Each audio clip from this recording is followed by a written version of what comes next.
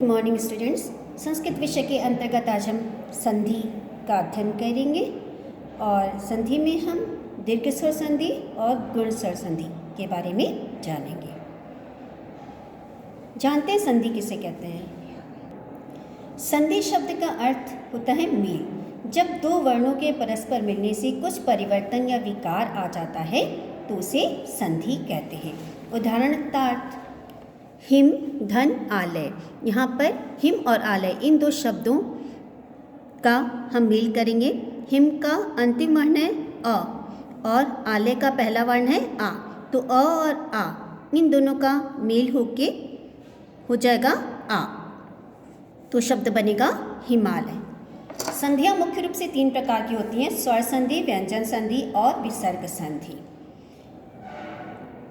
स्वर संधि किसे कहते हैं? परस्पर दो स्वर वर्णों का संयोग मेल होने पर जब कोई विकार या परिवर्तन होता है तो उसे स्वर संधि कहते हैं। इसका दूसरा नाम अच भी है। अब दो स्वर वर्णों का संयोग यानी संधि विच्छेद जब हम करेंगे तो संधि विच्छेद में जैसे यहाँ पर उदाहरण है, यहाँ पर संधि विच्छेद किया हुआ है तो पहले जहाँ पर शब्द है उसका अंतिम वर्ण और दूसरे शब्द का पहला वर्ण, इन दोनों का हम मेल करते हैं। यहाँ पे भी देखिए उदाहरण दिया हुआ है विद्या धन अर्थी। यहाँ पर विद्या का आ और अर्थी का अ, इन दोनों का वर्ण करके हो जाएगा दीर्घ आ, तो शब्द बनेगा विद्यार्थी। इसी प्रकार विद्या धन आलय, यहाँ पर विद्या का अंतिम वर्ण होगा आ और आलय का अंतिम वर्ण होगा आलय का पहला वर्ण होगा आ, इन दोनों का मेल होकर बनेगा विद्यालय। स्वर संधि प्रधानतः 6 प्रकार की होती है, परंतु विशेष ज्ञान के लिए अतिरिक्त 2 भेदों का भी यहाँ पर उल्लेख किया जा रहा है। आपको सिर्फ दीर्घ स्वर संधि और गुण स्वर संधि के बारे में जानना है। दीर्घ स्वर संधि इसे संस्कृत में अख सवर्णी दीर्घ के नाम से भी जाना जाता है। ह्रस्व या दीर्घ, ह्रस्व माने छोटा, छोटा अ ई उ री, और दीर्घ माने आ ई उ री, दीर्घ का अर्थ होता है बड़ा। तो ह्रस्व या दीर्घ अ ई उ री के पश्चात यदि समान यानी अ के बाद अ आए या अ के बाद आ आए या आ के बाद अ आए तो दोनों के स्थान पर एक दीर्घ स्वर हो जाता है।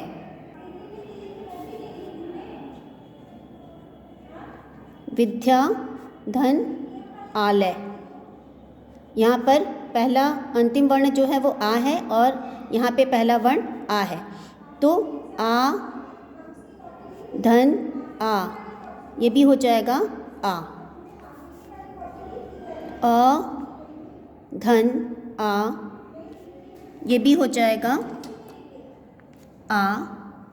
यहाँ पर हम सिर्फ अ वर्ण के बारे में भी हम बता रहे हैं।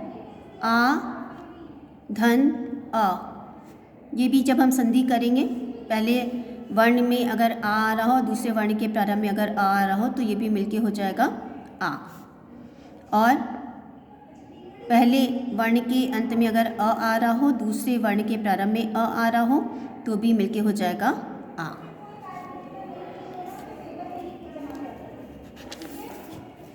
तो ह्रस्व या दीर्घ अ ई उ री के पश्चात यदि समान ह्रस्व या दीर्घ स्वर आए तो दोनों के स्थान पर एक दीर्घ स्वर हो जाता है।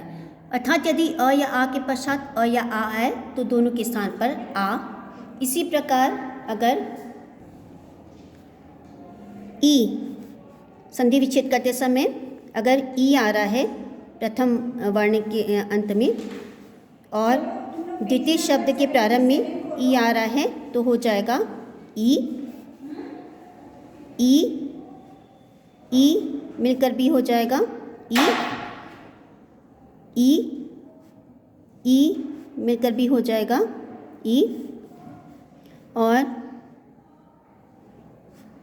छोटा ई और बड़ी ई मिलकर भी हो जाएगा ई। इसी प्रकार उ और री इनका भी मेल होता है। यहाँ पर देखिए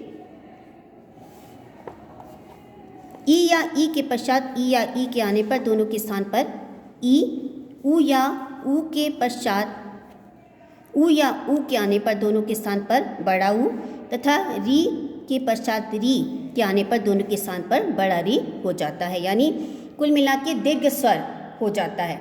चाहे इधर पहला आए वर्ण विच्छेद करने पर, संधि विच्छेद करने पर अगर इधर दीर्घ स्वर आ रहा है और इधर दीर्घ स्वर आ रहा है तो भी दीर्घ स्वर होगा, इधर अगर ह्रस्व स्वर आ रहा है इधर दीर्घ स्वर आ रहा है तो भी दीर्घ स्वर हो जाता है। कुछ उदाहरणों द्वारा हम इसे समझते हैं। पहला है अध्य धन अपि। अध्य धन अपि, यहाँ पर देखो अंतिम वर्ण अ है और इसमें पहला वर्ण अ है, तो जब हम इसकी संधि करेंगे तो हो जाएगा अद्यापि। ये दीर्घ स्वर संधि है। दूसरा उदाहरण है हिम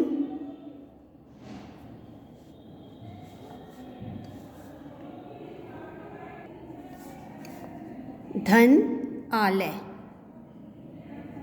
यहाँ पर पहला वर्ण अ है और दूसरा वर्ण क्या है आ। जब हम इन दोनों को मिलाएंगे तो हो जाएगा आ और शब्द बनेगा हिमालय। तीसरा उदाहरण है विद्या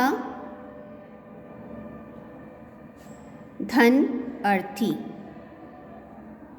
यहाँ पर अंतिम वर्ण, पहले शब्द के अंतिम वर्ण जो है आ आएगा और यहाँ पर दूसरे शब्द का पहला वर्ण अ आएगा। आ और अ ये दोनों मिलाकर हो जाएगा आ और शब्द बनेगा विद्यार्थी। इसी तरह देखो रवि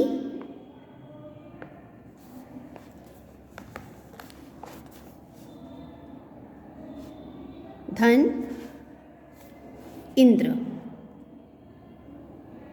यहाँ पर अंतिम वर्ण ई है, छोटा ई है और यहाँ पर पहला वर्ण भी छोटा ई है, पर हम इन दोनों को जब हम मिलाएंगे संधि करेंगे तो बड़ा ई हो जाएगा और शब्द बनेगा रविंद्र।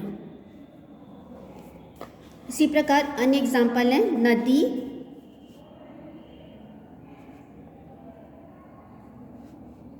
धन ईशा।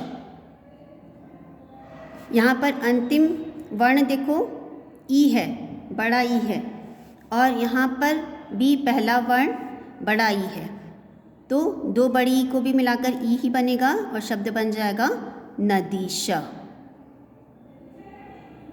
एक ई का लोप हो जाता है और शब्द बन जाएगा नदीशा। गिरी धन ईशा।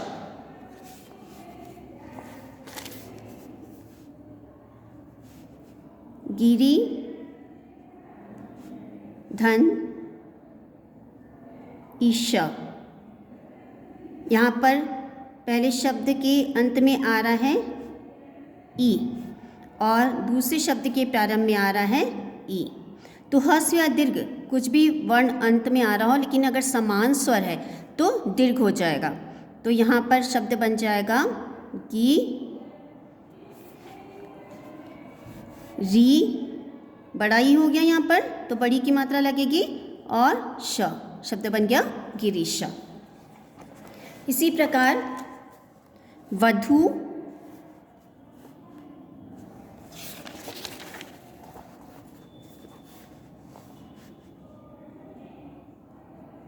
वधु धन उत्सव।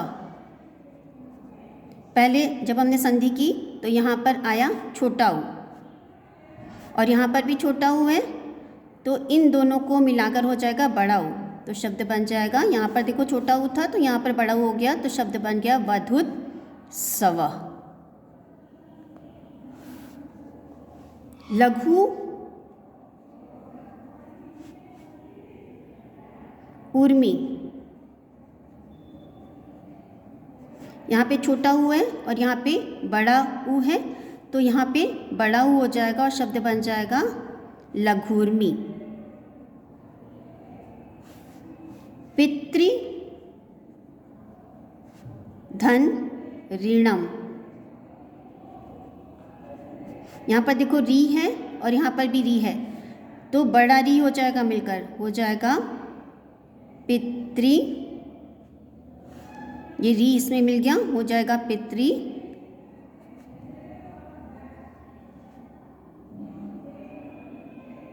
नम। ये थी दीर्घ स्वर संधि। अगले वीडियो में हम गुण स्वर संधि के बारे में जानेंगे। धन्यवाद।